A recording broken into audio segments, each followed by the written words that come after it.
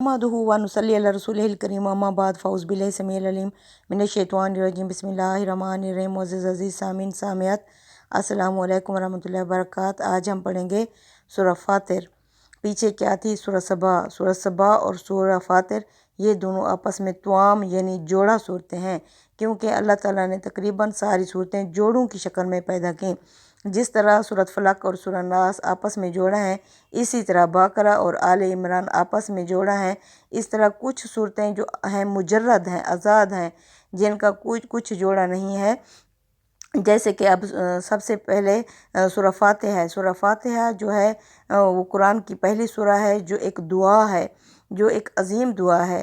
और अल्लाह के रसूल सल्लल्लाहु अलैहि वसल्लम के ऊपर जो पहली वही नाजिल हुई वो सूरह फातिहा ही थी। क्योंकि जब अल्लाह के रसूल सल्लल्लाहु अलैहि वसल्लम को अल्लाह ताला ने ये दुआया कलमात दिए, ये दुआ दी, तो आप ने लगातार इस दुआ को मुसलसल पढ़ते रहे। तो इसके बाद अल्लाह ताला ने आपके सामने पूरे कुरान को खोल दिया, यानी फातिहा खोलने वाली चाबी है ये। यानी जो ये सूरत आपस में दोनों जोड़ा है, दोनों में असल में मौजू अंजार और बशारत है। अंजार यानी ख़बरदार करना अपने लोगों को, और बशारत यानी जन्नत की खुशखबरी सुनाना। अल्लाह ताला की शुक्रगुजारी की दावत इसमें दी गई है कि अल्लाह का शुक्र अदा करो, और उसकी तौहीद का सबूत है इसमें कि अल्लाह किस तरह वाहिद है, ला शरीक है, और कायनात का पैदा करने वाला किस तरह है। इस तरह अल्लाह ताला ने अपनी तौहीद के असबात इसमें बयान किए हैं। चुनांचे दोनों का मौजू एक ही है। पहली सूरह में अलबत्ता तारीख़ी इस्तदलाल और दूसरी में मलाइका की अलूहियत के इब्ताल का पहलू नुमाया है। इन्हें अल्हम्दुलिल्लाह से शुरू करके इनके इस ताल्लुक़ की तरफ कुरान ने खुद इशारा कर दिया है। दोनों सूरतों में खिताब कुरैश से है, और इनके मज़मून से वाज़ेह है कि ये उम्मुल कुरा मक्का में रसूलुल्लाह सल्लल्लाहु अलैहि वसल्लम की दावत के मरहला अंजार आम में नाजिल हुई हैं। तो चलते हैं हम सूरह की तरफ। सूरह फातिर, फातिर का मतलब पैदा करने वाला। बिस्मिल्लाहिर्रहमानिर्रहीम, अल्लाह के नाम से जो सरासर रहमत है और जिसकी शफ़क़त अबदी है। अल्हम्दुलिल्लाहि फ़ातिरिस समावाति वल अर्ज़ी, शुक्र अल्लाह ही के लिए है जो आसमानों और ज़मीनों का खालिक है। जाइलल मलाइकाति रुसुलन, उसने बनाया है फरिश्तों को पैगाम पहुँचाने वाला, पैगाम रसां। उली अजनिहति मसना व सुलुसा व रुबा, जिनके 2-2, 3-3, 4-4 पर हैं। यज़ीदु फ़िल ख़ल्क़ि मा यशाअ, वो पैदा करता है अपनी तख्लीक में जो चाहता है इसमें, यानी इजाफ़ा करता है। क्यों इजाफ़ा करता है? इन्नल्लाह अला कुल्लि शैइन क़दीर, इस वजह से क्योंकि अल्लाह हर चीज़ पर कादिर है। बेशक अब अल्लाह फरमाते हैं कि अल्लाह ने फ़रिश्तों को पैगाम रसां बनाया।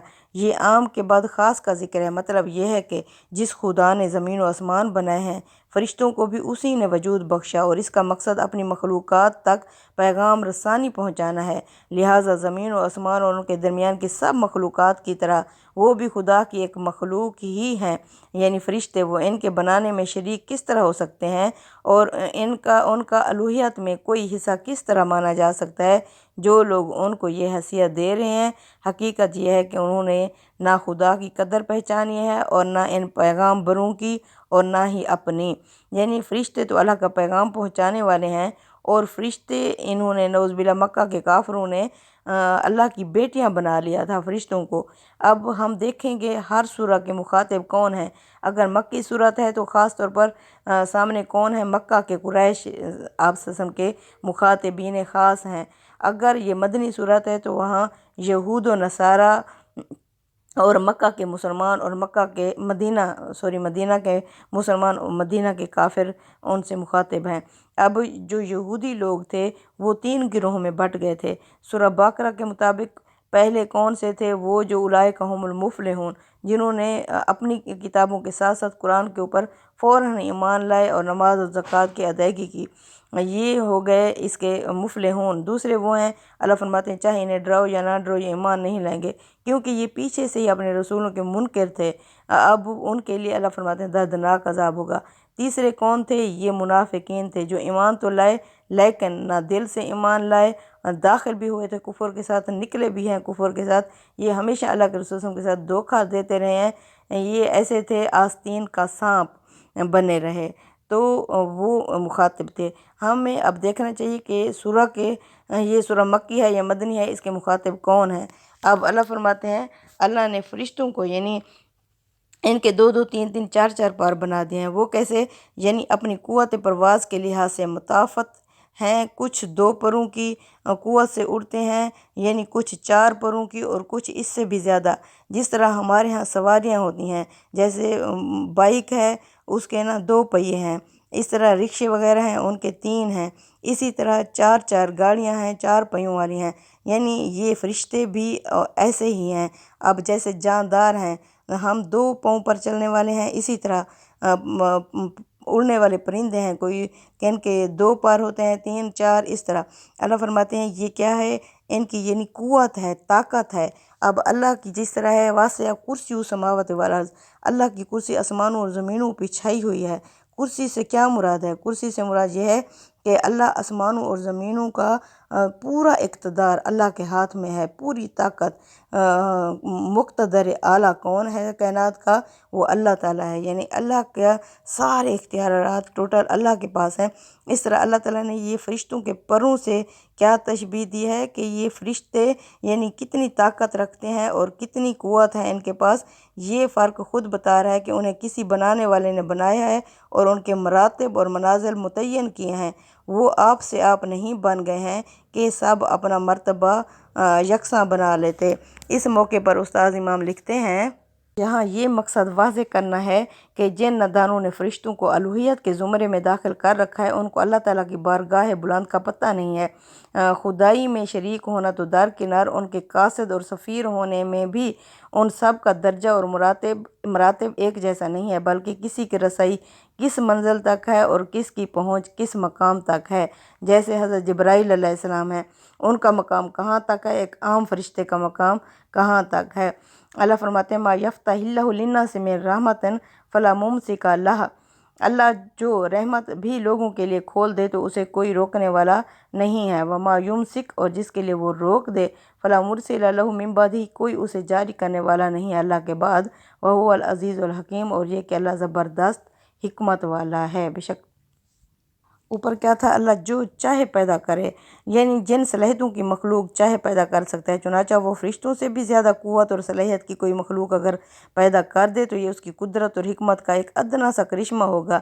اس کے ہرگز معنی یہ نہیں ہوں گے کہ اور نہ ہی ہو سکتے ہیں کہ اس کی خدائی میں وہ کسی کی نوعیت سے۔ اللہ خود فرماتے ہیں کہ اللہ جس کے لیے اپنی رحمت کھول دے تو کوئی اس کو روکنے والا نہیں ہے، اور جس کے لیے روک دے اس کے بعد کوئی اسے جاری کرنے والا نہیں ہے۔ یعنی اللہ اپنے قاعدے اور قانون کے مطابق جس کے لیے چاہتا ہے رحمت کھولتا ہے، جس کے لیے چاہتا ہے بند کر دیتا ہے۔ آگے اللہ فرماتے ہیں آیت نمبر 3 میں، یا ایھا الناس اذکروا نعمت اللہ علیکم، اس لیے لوگو اللہ کے جو احسانات تمہارے اوپر ہیں ان کو یاد کرو، ان کا دھیان کرو۔ حل من خالق غیر اللہ یرزقکم من السماء والارض، کیا اللہ کے سوا تمہارا کوئی اور بھی خالق ہے جو تمہیں رزق دے آسمانوں اور زمین میں؟ لا، نہیں، الہ معبود الا ہوا، اس کے سوا کوئی معبود نہیں۔ فانا توفقون، پھر تم کہاں اوندھے ہوئے جا رہے ہو؟ یعنی جب وہی خالق اور رازق ہے تو اس کے سوا معبود کوئی اور کیوں ہونے لگا؟ ہرگز نہیں، وہی معبود حقیقی ہے۔ پیچھے جو سوال کیا گیا ہے اس کے جواب کا انتظار کیے بغیر یہ بات اس لیے فرما دی گئی ہے کہ مخاطب مشرکین ہیں اور انہیں اس بات سے انکار نہیں تھا کہ زمین اور آسمان کو بنانے والا اللہ ہے اور وہی روزی رساں ہے۔ وَإِن يُكَذِّبُوكَ، اگر محمد صلی اللہ علیہ وسلم اس کے باوجود یہ لوگ تمہیں جھٹلائیں، فَقَدْ كُذِّبَتْ رُسُلٌ مِّن قَبْلِكَ، تو یقیناً آپ سے پہلے بھی رسول جھٹلائے جا چکے ہیں۔ وَإِلَى اللَّهِ تُرْجَعُ الْأُمُورُ، یہ کہ تمام کاموں کی واپسی اللہ ہی کی طرف ہے۔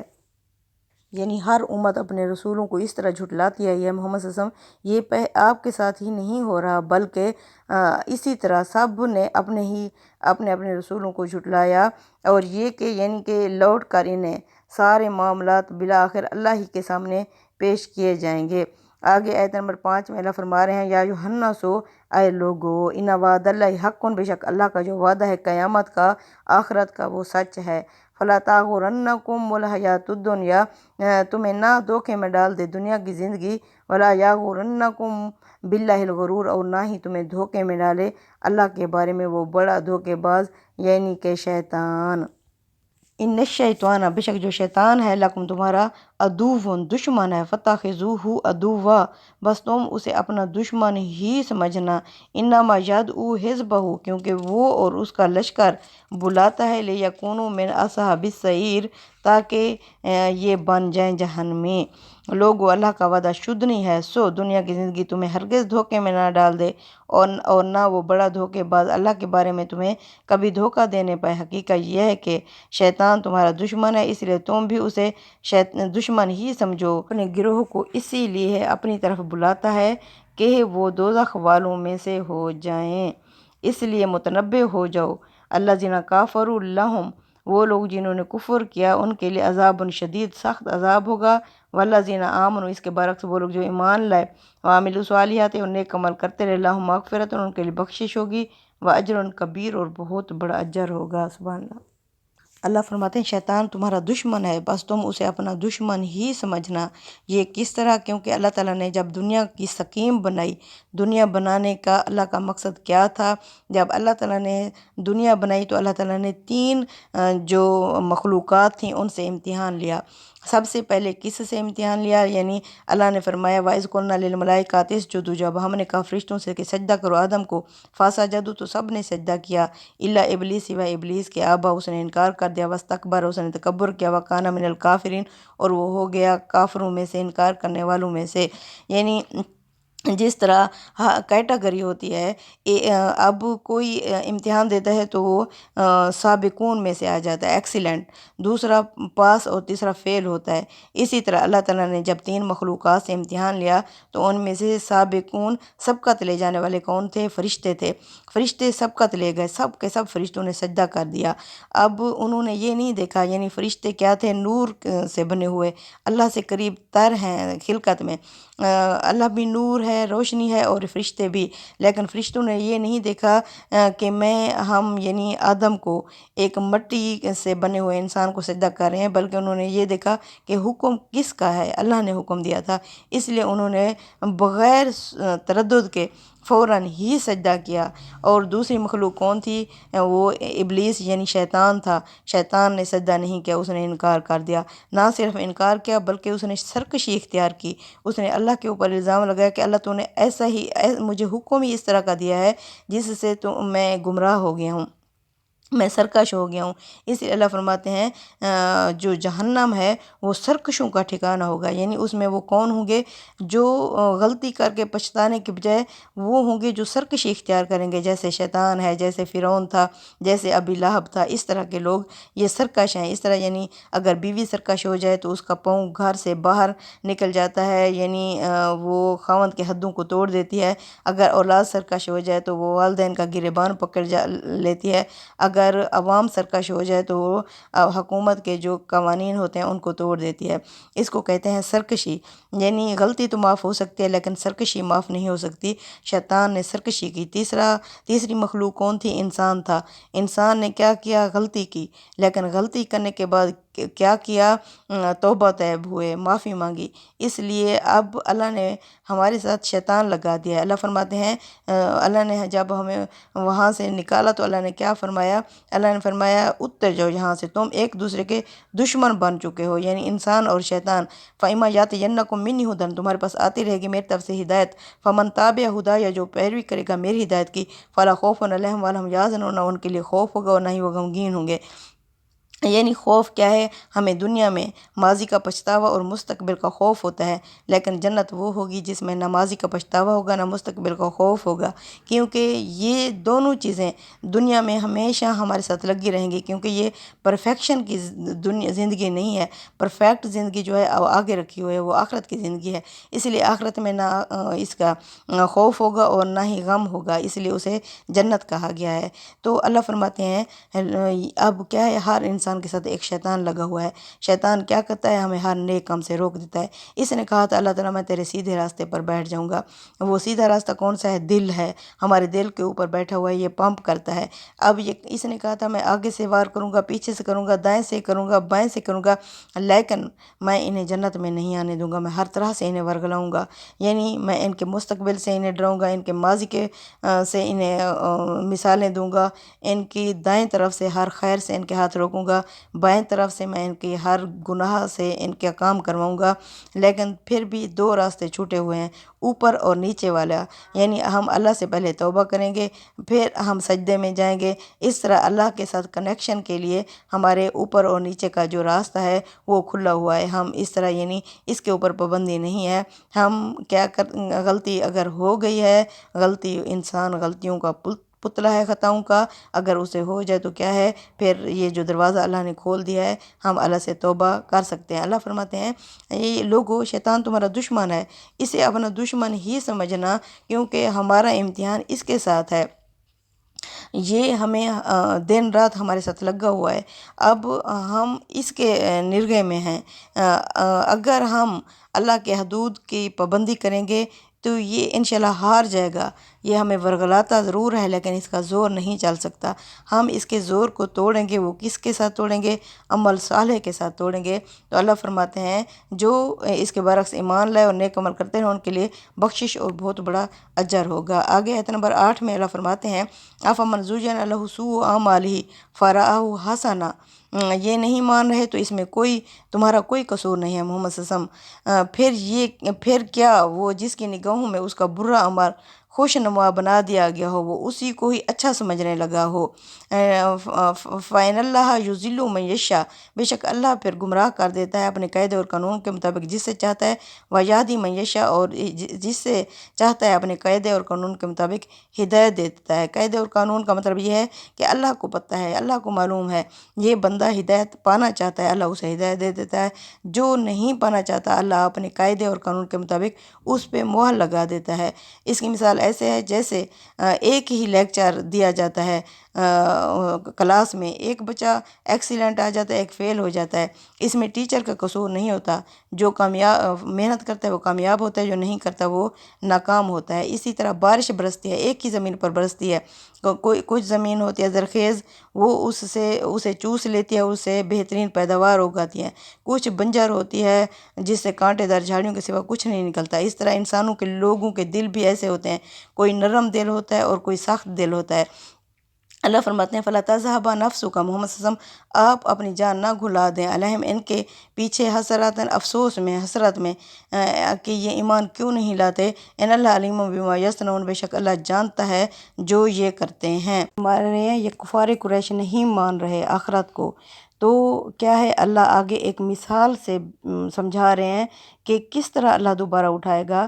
واللہ الذی، اللہ تو وہ ذات ہے، ارسل الرياح، جو بھیجتا ہے ہواؤں کو، فَتُثِيرُ سَحَابًا، پھر وہ اٹھا لیتی ہیں بادلوں کو، فَسُقْنَهُ إِلَى بَلَدٍ مَيِّتٍ، پھر وہ اللہ برسا دیتا ہے انہیں مردہ زمین کے اوپر، فَأَحْيَيْنَا بِهِ الْأَرْضَ، پھر زندہ کر دیتا ہے اس بارش سے زمین کو، بعد موت ہے اس کے مرنے یعنی سوکھ جانے کے بعد، کذالک النشور، اسی طرح اللہ تمہیں اٹھائے گا۔ اللہ فرماتے ہیں زمین سوکھی پڑی ہوتی ہے، اللہ کیا کرتا ہے پہلے خوشخبری کے طور پر ہواؤں کو بھیجتا ہے، اسی طرح اللہ رسولوں کو بھیجتا ہے خوشخبری بنا کر، پھر کیا ہے اللہ فرماتے ہیں ایسی نیک ہستیوں کو اللہ بادلوں کی طرح اٹھا لیتا ہے، پھر یہ نیک ہستیاں کیا کرتی ہیں اللہ کا ایسے پیغام آگے جا کے پہنچاتی ہیں، پھر جو زرخیز زمین ہوتی ہے وہ ایسے نیک ہستیوں کی بات مان لیتی ہے اور وہ زندہ ہو جاتی ہے، دلوں کی زمین زندہ ہو جاتی ہے مرنے کے بعد۔ اسی طرح اللہ فرماتے ہیں آخرت میں جس طرح یہ مردہ زمین لہلہاتے کھیت میں تبدیل ہو جاتی ہے، اسی طرح اللہ تو مردوں کو بھی اس دنیا میں وحی کے ذریعے سے لہلہاتا کر دیتا ہے اور اسی طرح آخرت میں بھی تمہیں اٹھائے گا۔ اب اس کا ادھر دیکھا جائے تو اس میں کیا ہے، پہلے ماضی کا صیغہ استعمال ہوا ہے یعنی ارسلہ استعمال ہوا ہے، پھر مضارع تسیرو آ گیا ہے، اس کے بعد سوکنا اور احیانا متکلم کے صیغے آ گئے ہیں۔ اسلوب کا یہ تنوع اپنے اندر گوناگون خوبیاں رکھتا ہے جس کی تفصیل کا یہ محل نہیں ہے، یہاں صرف اتنی بات یاد رکھیے کہ ماضی تو صرف بیان واقعہ کے لیے آتا ہے، مضارع میں تصویر حال کا پہلو بھی ہوتا ہے اور متکلم کا صیغہ التفات اور عنایات خاص پر دلیل ہوتا ہے۔ اب آگے اللہ فرماتے ہیں آیت نمبر 10 میں من کانا یرید العزت فللہ العزت جمیعا، جان لو جو بھی عزت چاہتا ہے وہ جان لے کہ ساری کی ساری عزت اللہ ہی کی ہے۔ الہ یصعد الکالم، اسی کی طرف چڑھتے ہیں پاکیزہ کلمے، کالم الطیب پاکیزہ کلمات، والعمل الصالح یرفع، اور نیک عمل اللہ تعالیٰ کے ہاں ہی بلند ہوتے ہیں۔ वल्लज़ीना यमकुरून सय्यात, ये वो लोग जो बुरी बुरी चलते हैं, लहुम अज़ाबुन शदीद, उनके लिए सख्त अज़ाब होगा। व मकरूहु उलाइका हुवा यबूर, और यही लोग हैं जो अपनी चालों में बर्बाद होंगे। जो वहाँ इज़्ज़त चाहता है वो अल्लाह से चाहे, इसलिए कि इज़्ज़त तमाम तर अल्लाह ही के लिए है। उसी की जनाब में पाकीज़ा कलाम पहुँचता है और अच्छा अमल उसे ऊपर उठाता है। और जो लोग बुरी तदबीरें कर रहे हैं उनके लिए सख्त अज़ाब है, और उनकी सब तदबीरें बिला आखिर गारत होकर रहेंगी। अब ये क्या है, अल्लाह फरमाते हैं जो इज़्ज़त चाहता है, यानी ये इसलिए फरमाया कि मुशरिकीन अपने मबूदों को खुदा के हुज़ूर इज़्ज़त और सुरखरुई का हसूल का ज़रिया समझते थे। अब अल्लाह फरमाते हैं उसी की जनाब में पाकीज़ा कलाम पहुँचता है, इससे कलमा ईमान मुराद है। आगे अच्छे अमल के ज़िक्र से इसको वाज़ेह कर दिया है। आयत में जिस तरह अमल के साथ साले का लफ्ज़ इस्तेमाल हुआ है, उसी तरह कालिमा के साथ तय्यबा का लफ्ज़ आया है। ये उसकी ज़रखेज़ी और समरबारी की तरफ इशारा कर रहा है। इस मौके पर उस्ताद इमाम अमीन एहसन इसराई एक मिसाल के ज़रिए से इसकी समझा रहे हैं, इसलिए कि फ़लसफ़ा दीन के नुक्ता नज़र से यही कलमा तमाम इल्म व हिकमत की जड़ है। जिसने इसको पा लिया उसने तमाम इल्म व हिकमत के ख़जाने की कलीद पा ली। और ये हकीकत भी मुसल्लम है कि ईमान और अमल साले दोनों लाजिम और मलजूम हैं। जिस तरह ईमान के बगैर अमल की कोई बुनियाद नहीं, उसी तरह अमल के बगैर ईमान एक बेजान शय है। उन्होंने लिखा है कि गोया कलमा ईमान की मिसाल अंगूर के बेल की हुई है जो बजाय खुद निहायत समरबार है, यानी अंगूर का दरख्त बेल खुद खूब फल देती है, लेकिन उसकी शद्दाबी और समरबारी का तमाम तर इन्हसार इस अमर पर है कि उसको कोई सहारा मिले जिस पर वो चढ़े, फैले और फूले और फले। ये सहारा उसको अमल साले से हासिल होता है। अमल साले ही को उसको परवान चढ़ाता है और फिर समरबार आवर बनाता है। वरना जिस तरह अंगूर की बेल सहारे के बगैर सुक्ड़ के रह जाती है, उसी तरह ईमान भी अमल साले के बगैर मुरझा के रह जाता है। अल्लाह फरमाते हैं जो बुरी बुरी चालें चलते हैं वो बुरी चालें उन्हीं के ऊपर ही पड़ेंगी और वो खुद अपनी चालों में ही बर्बाद होंगे। जिस तरह मिसाल है खड खटंदड़ आप पवंदड़, यानी जो दूसरों के लिए गड्ढा खोदता है सबसे पहले वो उसमें खुद ही घिरता है। सदक़ल्लाहुल अज़ीम। तक़ब्बल मिन्ना इन्नका अंतस समीउल अलीम व तुब अलैना इन्नका अंतत तव्वाबुर रहीम।